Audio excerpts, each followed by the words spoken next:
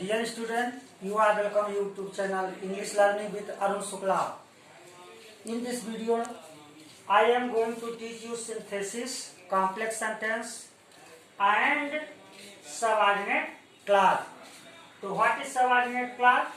आश्रित। Subordinate clause को हिंदी में बोलते हैं आश्रित उपवाक्य। Subordinate, there are three kinds of subordinate clause: noun clause, adjective clause and adverb clause. In the previous video, I have told you that there are three kinds of subordinate clause. अब noun clause को बनाने के लिए हमको subordinate conjunction चाहिए। क्या चाहिए? Subordinate conjunction. तो सबऑर्डिनेट कंजक्शन हमारा क्या है? That, who, which, where, why, what, when, if, whether, extras. ये हमारा सबऑर्डिनेट क्लॉज बनाने के लिए कंजक्शन है। अब हमने यहाँ पर देखिए फिर से लिख दिया है कि principal clause plus subordinate clause. ये सबऑर्डिनेट क्लॉज सब्जेक्ट का भी कार्य कर सकता है। जब सब्जेक्ट का काम करेगा तो इसे क्या बोलेंगे? Noun clause. तो अब हम नाउन क्लॉज आज के वीडियो में नाउन क्लॉज पढ़ने जा रहे हैं। नाउन क्लॉज बनाने के लिए ये हमारे कंजक्शन है, सबऑर्डिनेट कंजक्शन। अब देखिए, You are a thief, it is known to all. आप चोर हैं, it is known to all, यह सबको पता है।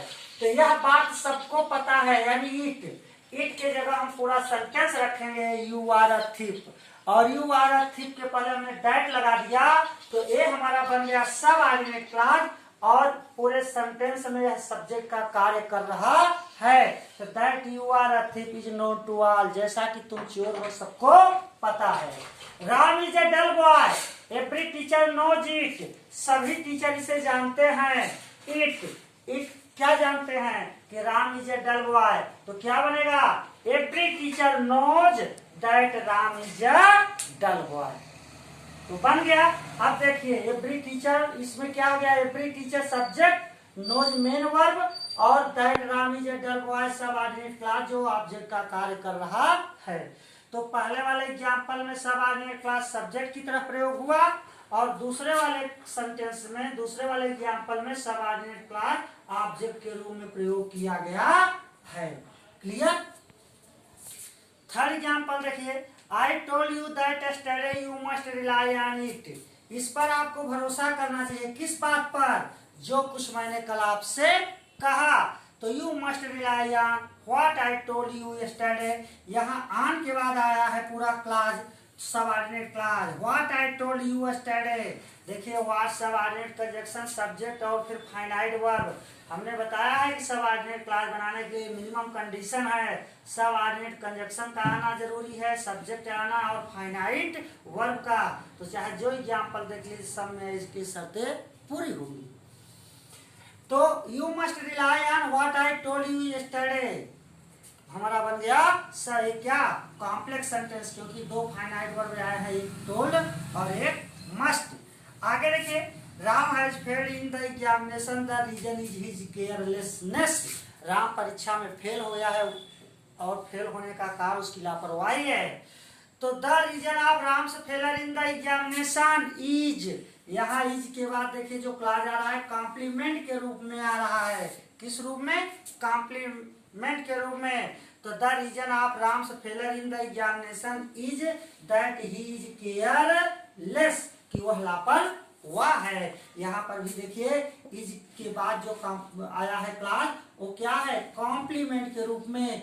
That he is careless, that subordinate conjunction, he subject और इज फाइनाइट वर्ब। कंडीशन पूरी है सबऑर्डिनेट क्लॉज की। Next sentence, Gandhi ji was shoot dead, Gandhi ji को शूट कर दिया गया। The news spread all over the country like a wild fire, जंगली आग की तरह यह न्यूज फैल गई। तो क्या हुआ? द न्यूज, कौन सी न्यूज? That Gandhi ji was shoot dead. यहाँ पर देखिए Gandhi ji was shoot dead, यह क्या है? सबऑर्डिनेट क्लॉज है। दैट कंजक्शन है, गांधी जी सब्जेक्ट है, वाज फाइनाइट वर्ब है, और यह क्लॉज। अगर इसी में वर्ब बनाया होता तो क्या बनता? सिंपल सेंटेंस ना। और अगर इसमें क्या आ गया? सब फाइनाइट वर्ब आ गया तो ये बन गया क्लॉज। और ये सबऑर्डिनेट क्लॉज यहाँ किसका कार्य कर रहा है? फ्रेज इन अपोजिशन का। तो The news that Gandhiji was shot is spread all over the country like a wildfire. Dear student, इसके अलावा हम और कुछ एग्जाम्पल देख लेते हैं। स्टूडेंट, अब दूसरे तरह का example, he does not know who is she, उसे नहीं पता वह कौन है। तो जब ये अलग सेंटेंस है तो देखिए हु के बाद इज आया, फिर सी आया। लेकिन जब इसको कॉम्प्लेक्स बनाने के लिए परीक्षा में आएगा तो हम क्या करेंगे, आई डू नॉट नो, मुझे नहीं पता। और मेन वर्ब ये है do not, does not, sorry he does not no, उसे नहीं पता है। हु एक कंजक्शन है, और कंजक्शन के बाद सब्जेक्ट आया, और तब क्या, फाइनाइट वर्ब। क्या, finite verb.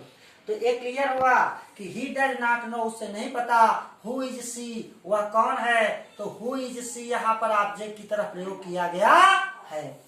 Tell me where is she, मुझे बताओ वह कहाँ है। कॉम्प्लेक्स सेंटेंस कैसे बनेगा, टेल मी वेयर कंजक्शन हो गया, और कंजक्शन हो गया तो पहले सब्जेक्ट और तब वर्ब आया। तो मुझे बताओ वह कहाँ है, tell me where she is. अब यहाँ पर क्या हो गया, सबऑर्डिनेट क्लॉज, ऑब्जेक्ट का कार्य कर रहा है। ही मे बी इनोसेंट, वह निर्दोष हो सकता है। आई डोंट नो, मुझे नहीं पता। I don't know. अब यहाँ पर इफ, इस तरह का सेंटेंस रहेगा, में शब्द आएगा। अगर कॉम्प्लेक्स सेंटेंस बनाना है थोड़ा ध्यान दीजिएगा। आई डोंट नो इफ, मुझे नहीं पता कि क्या वह, इफ, और फिर यहाँ पर हमने सब्जेक्ट लाया ही, और हमने अपने से वर्ब लगाया ही इज इनोसेंट। तो देखिए कंजक्शन क्या है, इफ सबऑर्डिनेट कंजक्शन हो गया, और ही सब्जेक्ट हो गया, और इज फाइनाइट वर्ब। हमारी ये कंडीशन पूरी है।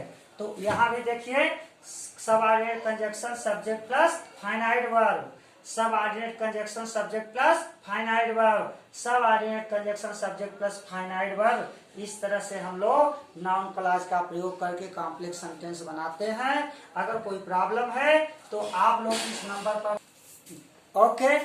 इफ अगर आपको मेरा ये वीडियो पसंद आया है तो शेयर, लाइक और सब्सक्राइब करना न भूलें। Thank you.